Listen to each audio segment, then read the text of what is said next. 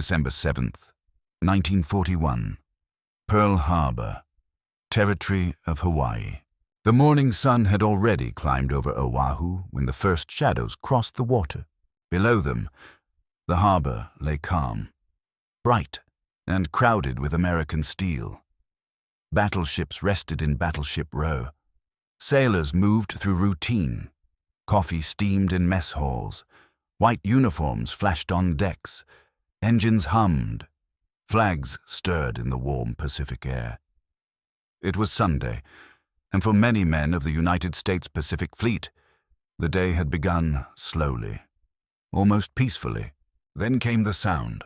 At first, it was distant, a hard buzzing in the sky. Some men looked up and saw aircraft descending through the blue, low and fast.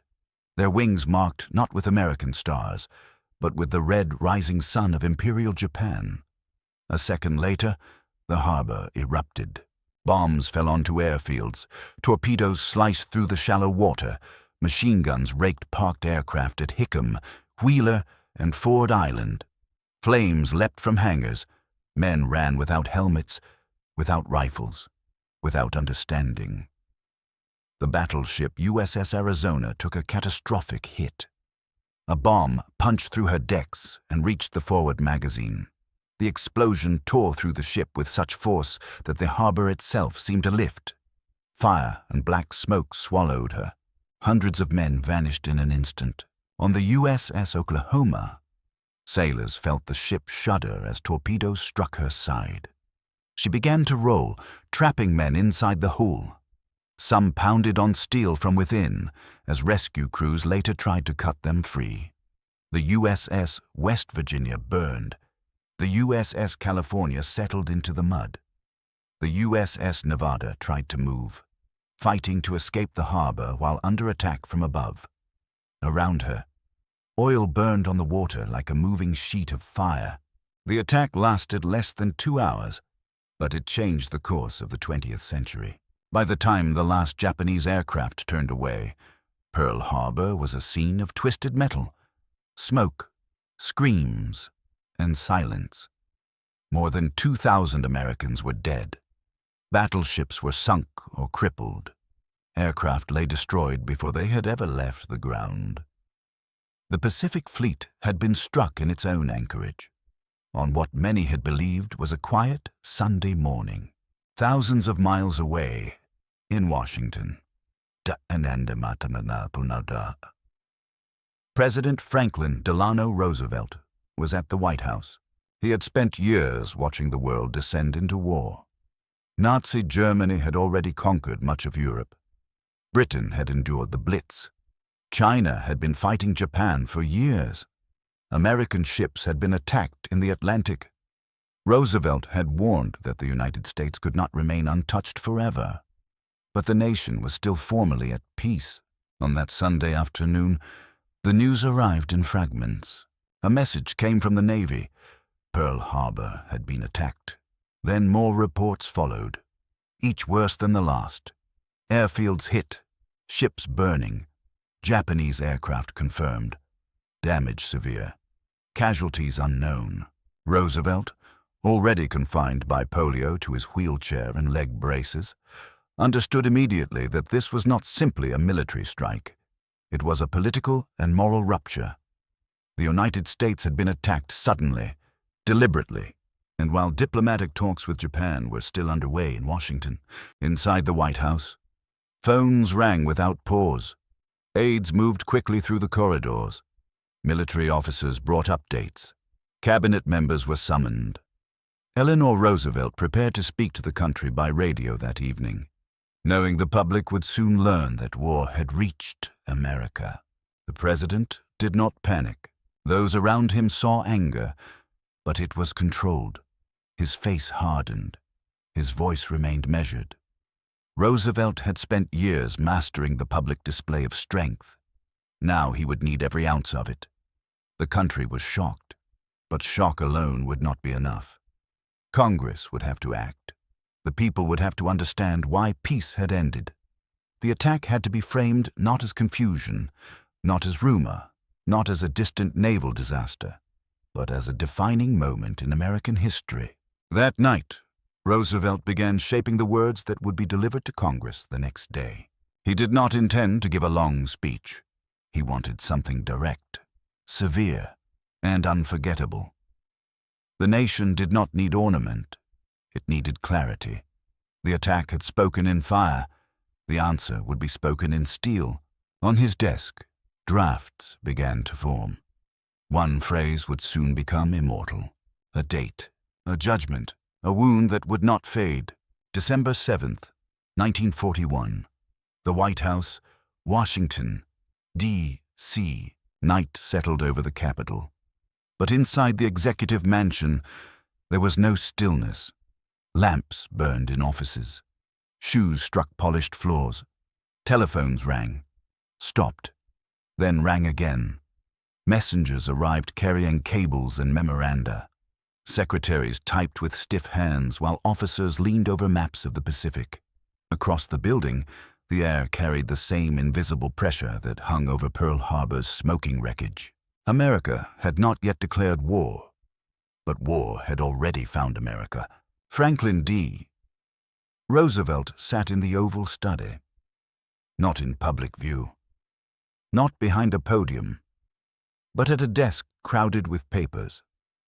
He had received reports of attacks not only on Pearl Harbor, but also on American and British positions across the Pacific.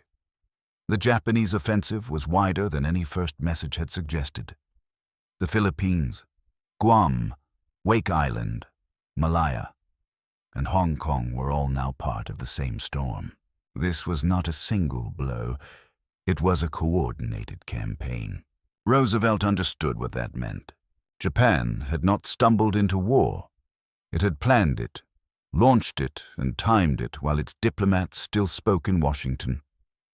Japanese envoys had been meeting with American officials, continuing conversations that now appeared to have been a mask. To Roosevelt, that fact mattered deeply. The attack was not only violent, it was treacherous. The president asked for a draft. Harry Hopkins, one of Roosevelt's closest advisers, was nearby. Secretary Grace Tully was ready to take dictation. Roosevelt began forming the address that he would carry before Congress the next day. His words came with unusual precision. He wanted the speech short enough that no one could miss the point, strong enough that no one could mistake the meaning, and solemn enough to match the dead still lying in the harbor. The first draft opened with a phrase that described December 7th as a date that would live in world history. Roosevelt looked at it. World history was too distant, too broad, too academic. He changed it. The date would live in infamy. Infamy had a sharper edge.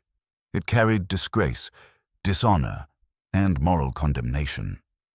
It did not merely say that something important had happened.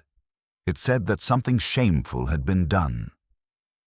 In that single word, Roosevelt gave the attack its place in memory, not as a surprise alone, not as a military defeat alone, as an act that demanded judgment. Grace Tully typed as Roosevelt dictated and revised. The language became tighter. He described the United States as being at peace with Japan when the attack came. He noted that the Japanese ambassador and his colleague had recently delivered a reply to a recent American message. Yet that reply contained no threat or hint of war. The timing mattered. The sense of deception mattered. Roosevelt wanted Congress and the American people to understand that Japan had struck before any formal warning had been given. In the room, there was exhaustion, but also a strange discipline. Men and women who had spent the day receiving disaster now watched the president turn disaster into purpose. The military situation was still uncertain. The full casualty count was not yet known. Some rumors were wrong. Some reports contradicted others. But the central truth was clear enough. The United States had been attacked. Roosevelt did not ask Congress for a broad war resolution against all Axis powers. Not yet. Germany and Italy would come later, after they declared war on the United States. For this moment, his target was Japan. His request would be specific. He would ask Congress to recognize that a state of war existed between the United States and the Japanese Empire. Those words were carefully chosen. He was not asking Congress to create war from nothing. He was asking it to acknowledge what Japan had already begun. In Roosevelt's framing, the enemy had made the decision. America's task was to answer. Outside the White House, ordinary citizens tried to understand what had happened. Families gathered around radios. Newspaper offices prepared extra editions. Men who had argued against intervention now listened in stunned silence. Isolationist speeches that had filled halls only days earlier suddenly sounded like echoes from another world. Parents thought of sons in uniform. Young men thought of enlistment offices. Japanese Americans, many of them citizens, felt fear gathering around them. Though they had no part in the attack, in the White House, Roosevelt knew the country would need unity immediately. He had led America through the Great Depression with fireside chats and careful political theater. He understood radio, newspapers, timing, and tone. But this address would not be a fireside chat. It would not soothe the nation with long explanation. It would be delivered before Congress, in full constitutional form, with the world listening. The next day, December 8th, he would enter the House chamber.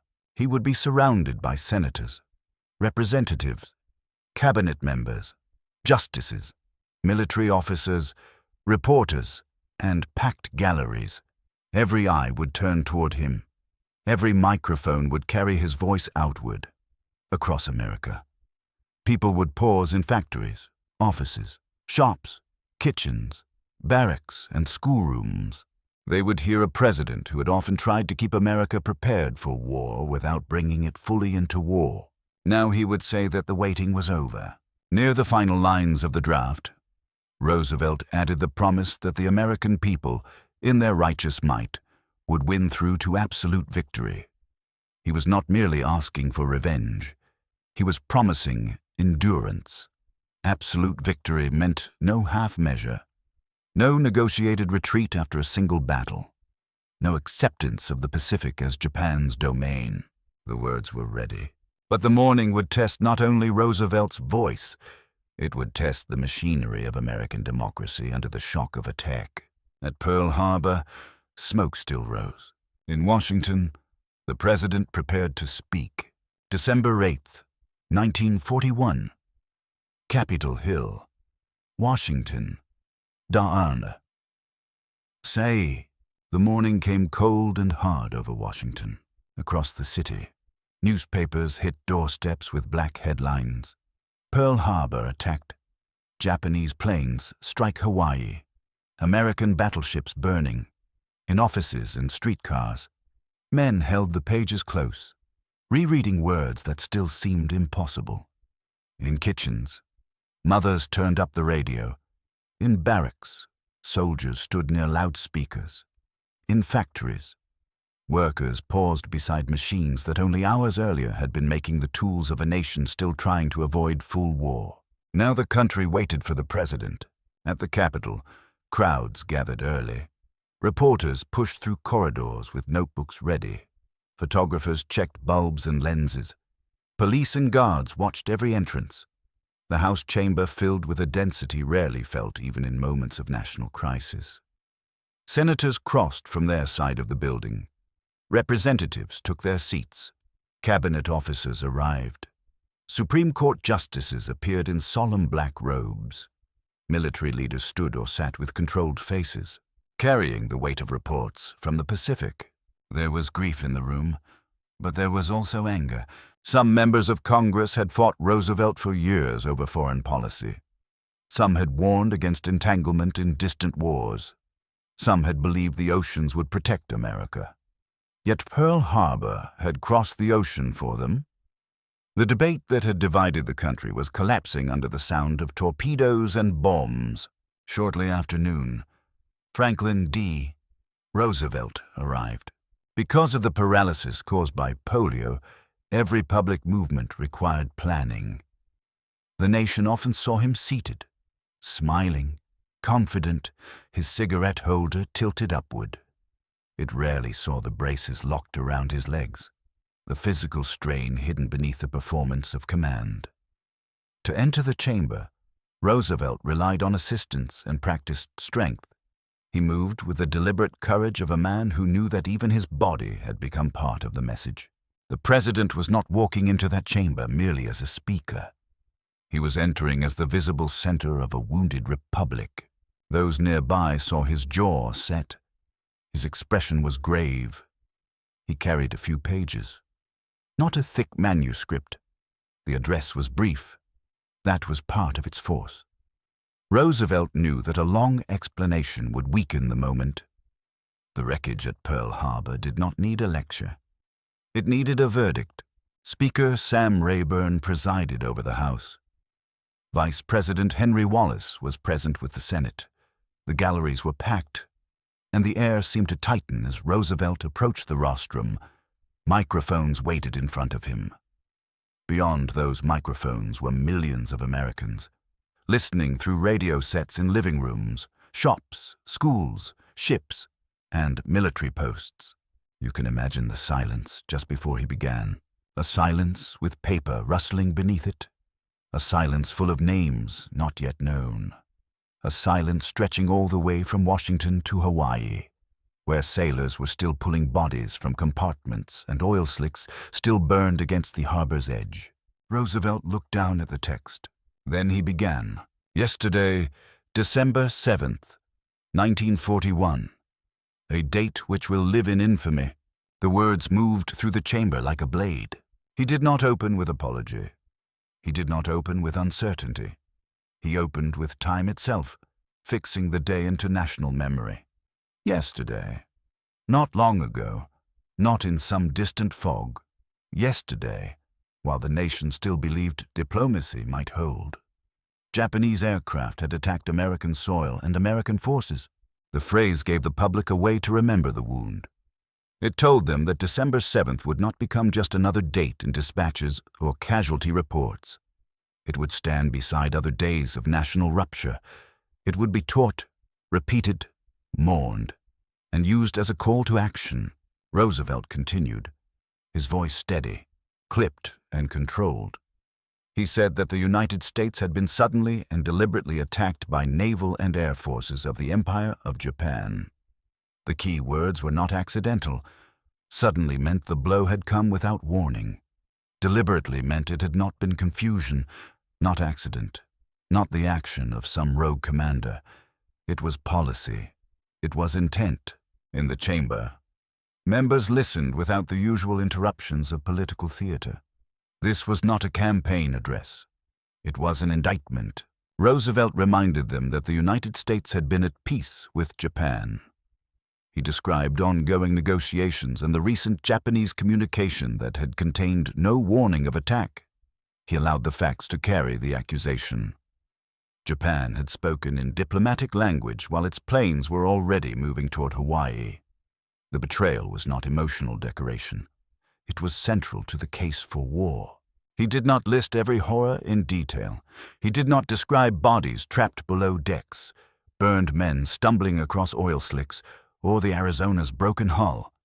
He did not need to. The room already knew enough. More reports would come, and they would be worse than first imagined. For now, Roosevelt focused the nation's attention on the meaning of the strike. This attack was not isolated. He stated that Japanese forces had also launched attacks against Malaya, Hong Kong, Guam, the Philippine Islands, Wake Island, and Midway. With each name, the map of war expanded. The audience could see the pattern. Across the Pacific, Japan had moved in one enormous sweep, striking American and British positions, attempting to cripple resistance before it could organize. Pearl Harbor was the most shocking blow to the American mind, but it was part of a larger design. That mattered because Roosevelt was building more than outrage. He was building recognition. Congress needed to see that the enemy had chosen a vast war, not a single raid. The American people needed to understand that this was not a question of one damaged harbor, but of power, territory, survival, and the future of the Pacific. Roosevelt's voice did not rise into wild anger. Its restraint gave it authority. He spoke as though the facts were so severe that they required no shouting. Each sentence struck cleanly. Each detail narrowed the path before Congress until only one answer remained.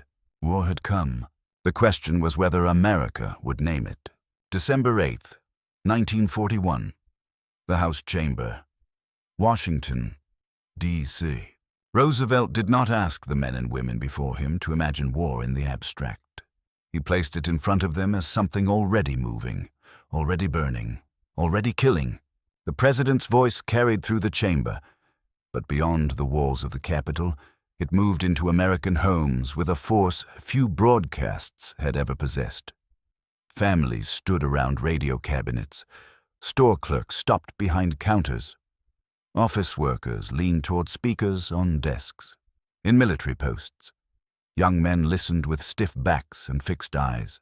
On farms, in railway stations, in hotels, and in crowded city apartments. People heard each sentence as if the president was speaking from the same room. They were not only listening to a report, they were being brought into a decision. Roosevelt's genius in the address was not that he gave many words. It was that he chose very few, then made each one carry weight. The speech was brief enough to be remembered, direct enough to be repeated, and severe enough to match the scale of the attack.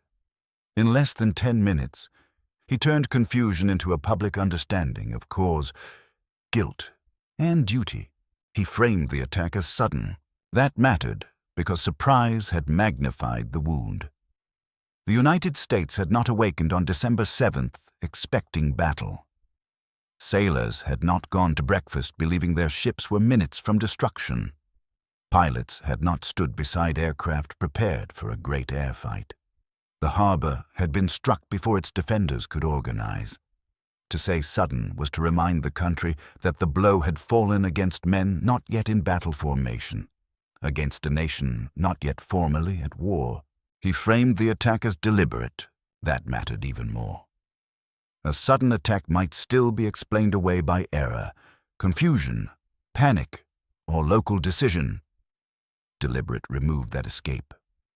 Deliberate meant planning rooms, maps, orders, pilots briefed before dawn, torpedoes modified for shallow water, aircraft carriers moving in secrecy across the Pacific, and commanders waiting for the right hour to strike. It meant the violence had been chosen. He framed the attack as part of a broader pattern. Malaya, Hong Kong, Guam, the Philippines, Wake Island, Midway. Each name landed like a pin driven into a map. To many Americans, some of these places had been distant, almost unreal, names from newspaper columns or schoolroom globes. Now they were battlefields. Japan's offensive was not a single act of naval daring. It was a campaign meant to seize the initiative across the Pacific and Asia, to destroy resistance before it could gather strength, and to force the United States and Britain into a defensive crouch. Roosevelt wanted no illusion that peace could be restored by treating Pearl Harbor as a misunderstanding. He wanted no delay caused by hope that Japan might stop after one blow. The attacks had already spread too far for that. Then came the moral center of the speech. Roosevelt told Congress that the distance of Hawaii from Japan made it obvious that the attack had been planned many days or even weeks earlier. He wanted the listeners to see the timeline. While Japanese diplomats continued conversations in Washington, while documents passed across desks, while polite language covered the surface, the striking force was already at sea. Its aircraft were already being prepared. Its crews already knew their targets. This detail gave the speech its sense of betrayal. To the American public, war had always been feared as a possibility. But Roosevelt presented Pearl Harbor as something worse than open hostility. He presented it as violence carried under cover of negotiation. The country could understand that. Even those who had opposed intervention could feel the insult. In ordinary life, there was a difference between an announced fight and an ambush. Roosevelt used that difference to unify a divided nation. Inside the chamber, the faces before him were no longer arranged along the familiar lines of party and faction. Isolationists, interventionists, conservatives, liberals, New Dealers, and Roosevelt critics were all hearing the same truth. The attack had moved faster than politics.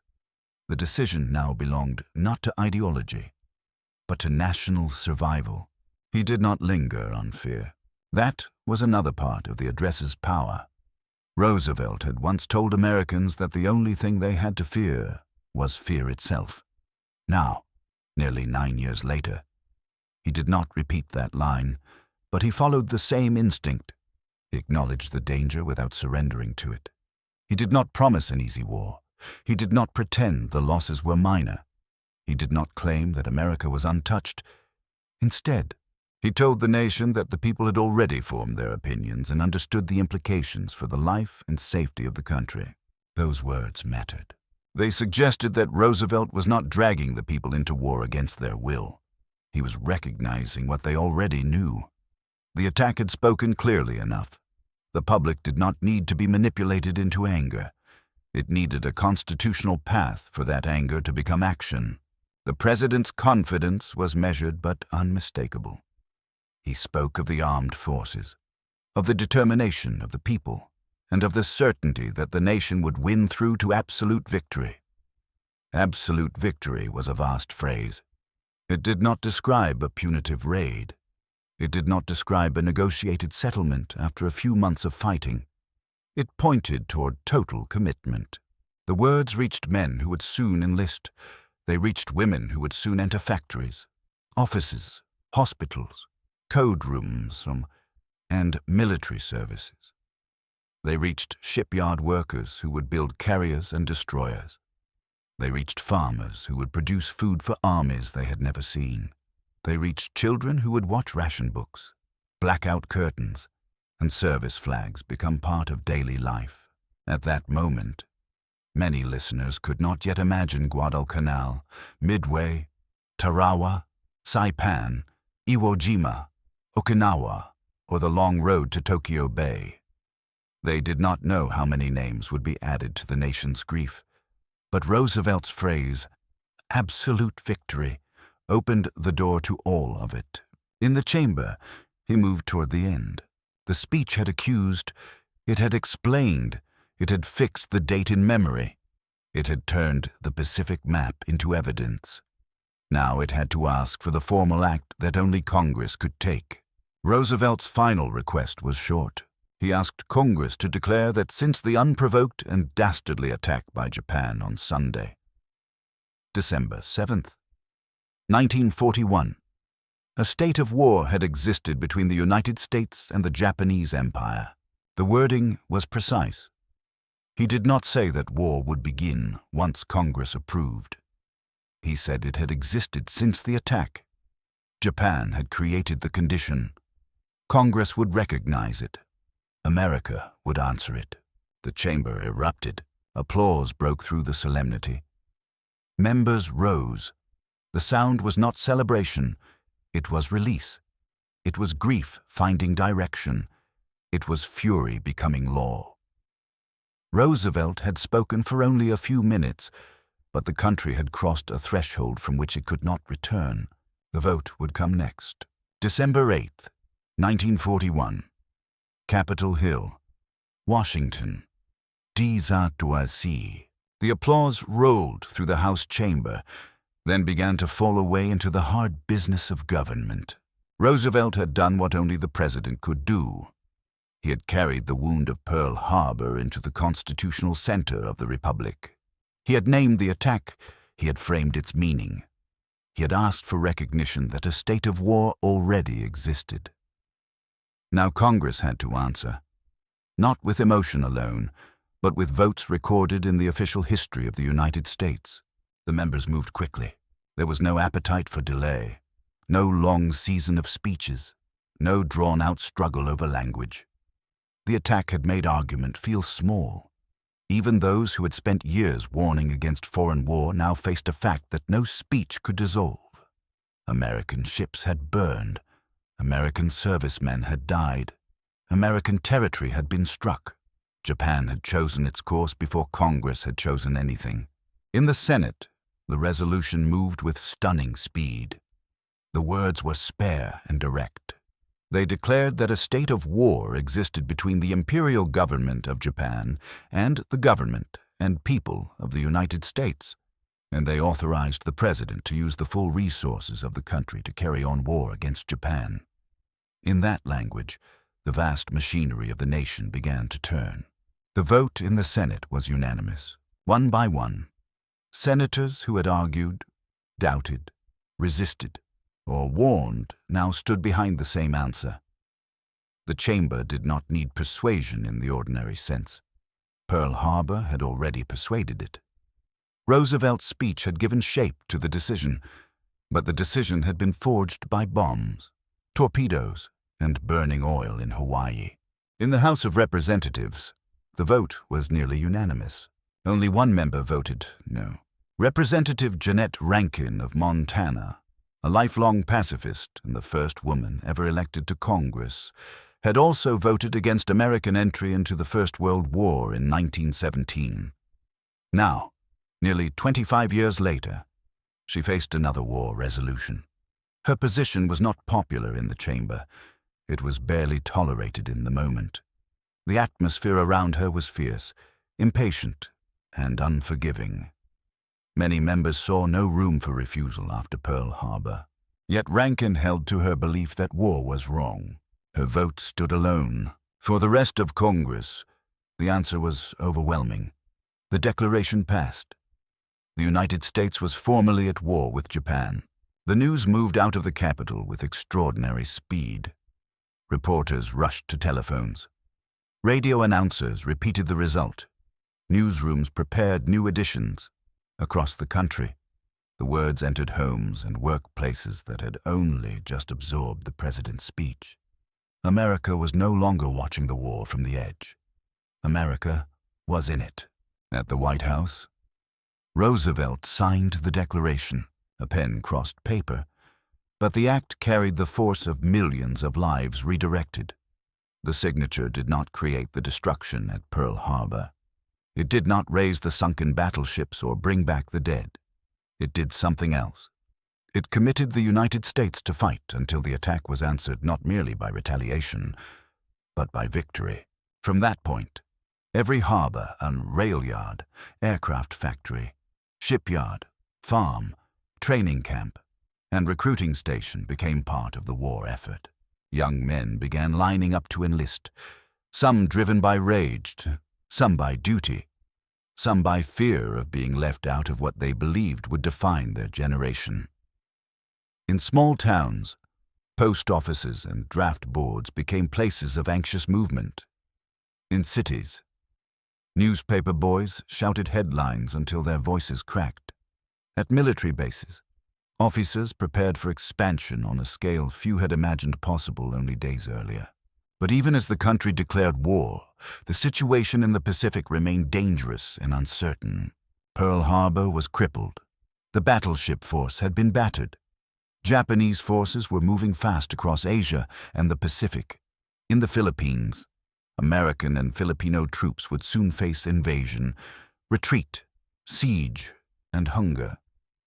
Wake Island would become a lonely outpost under attack. Guam would fall. British positions in Asia were already under pressure. The Japanese Empire had seized the initiative, and for the men at the front, Roosevelt's promise of absolute victory must have seemed almost impossibly distant. Yet that promise mattered precisely because the danger was so great. In Washington, planners began to think in terms of a war across oceans. The United States would have to fight Germany in the Atlantic and Europe. Even though the declaration on December 8th was against Japan alone, it would have to rebuild and expand the Pacific Fleet. It would have to train millions. It would have to produce ships faster than enemies could sink them, aircraft faster than pilots could fly them, and weapons in quantities the world had never seen. Roosevelt knew that the speech was only the first public step.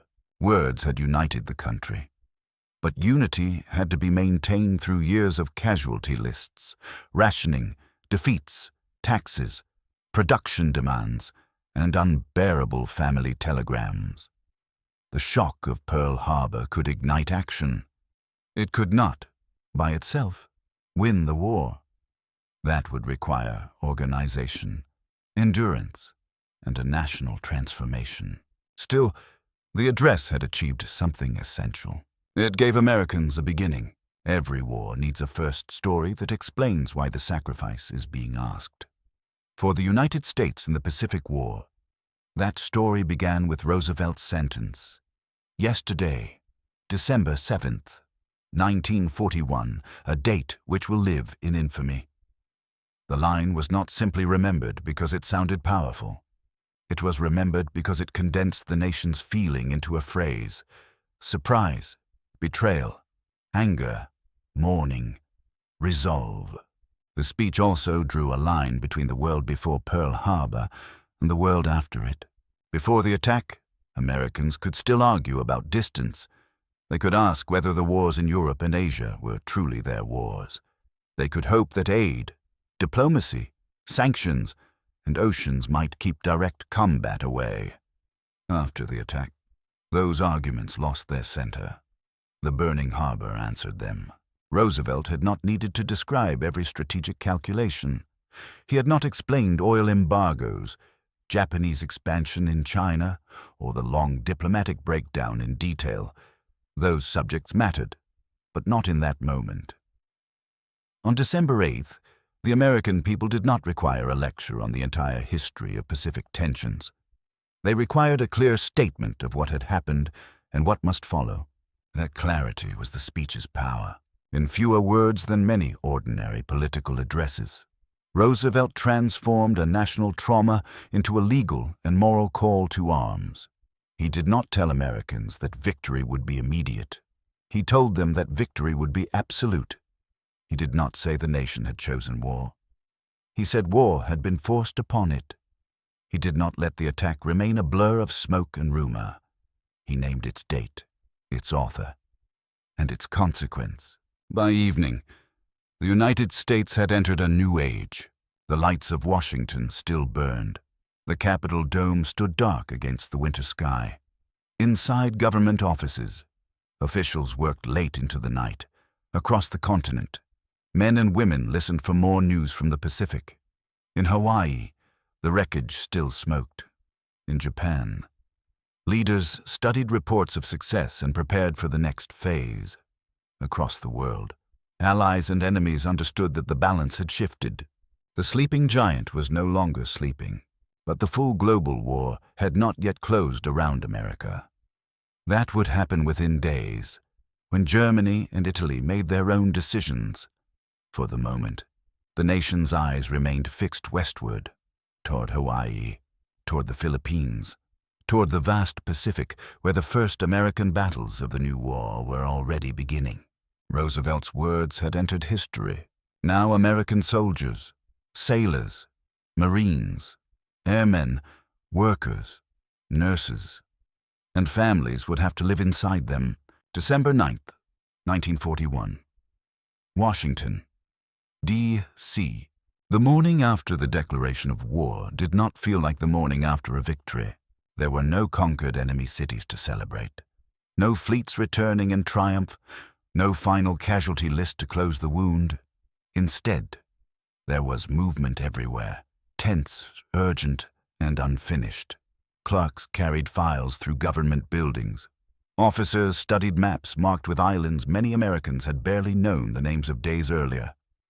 Telephones rang in War Department offices. Newspapers printed fresh columns of rumor, confirmation, fear, and anger. The country had crossed into war, but it had not yet learned the cost. Roosevelt understood that his speech had done what it needed to do. It had not explained every cause of the Pacific conflict. It had not described every diplomatic exchange or every strategic calculation. It had not been built for scholars or staff officers. It had been built for a stunned republic that needed to know, in plain language, why the nation was now at war. The answer was simple enough for every listener to carry. America had been attacked while at peace. The attack had been sudden.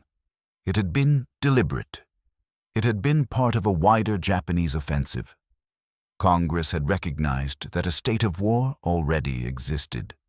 The nation would fight until absolute victory.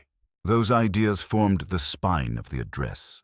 In the days that followed, people repeated the opening line in homes, offices, barracks, and newspaper columns, a date which will live in infamy. The phrase became more than rhetoric. It became a national marker, a way for millions of Americans to describe where they had been when the old world ended. Men remembered hearing it beside factory machines. Women remembered hearing it while holding children near the radio. Sailors remembered hearing it on damaged bases and ships still smelling of smoke. Students remembered teachers stopping class so the president's voice could fill the room. Roosevelt had given the country a sentence that could hold grief without weakening resolve. That was not accidental. He had changed the draft because he understood the weight of one word. Infamy was harsher than history. It named dishonor. It placed the attack in a moral frame that needed no long explanation. Japan had not merely attacked. In Roosevelt's telling, Japan had committed an act that would be remembered with shame by the world and with righteous anger by the United States. Yet the speech was also disciplined. It did not call for hatred of every person of Japanese ancestry.